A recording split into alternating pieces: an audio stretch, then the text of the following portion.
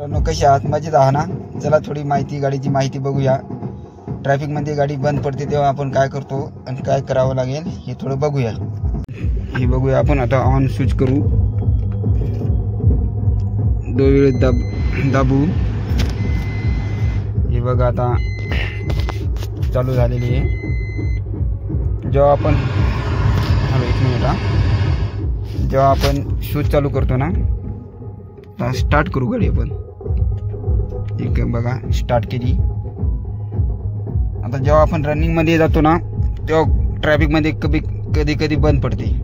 तर त्याच्यासाठी एक उपाय कंपनीने सोल्युशन काढून दिलेले आहे. हे बघा, हे बटन असतं, याला असं दाबलं, इथं बघा हे ऑफ नाव आलेलं आहे.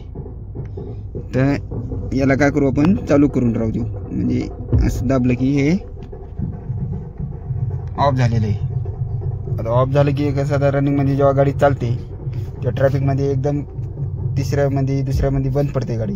तेव्हा काय करायचं, न्यूटन केलं की डबल क्लच सोडायचा आणि डबल दाबायचा. क्लच दाबला का ऑटोमॅटिकली चालू होते गाडी. बस.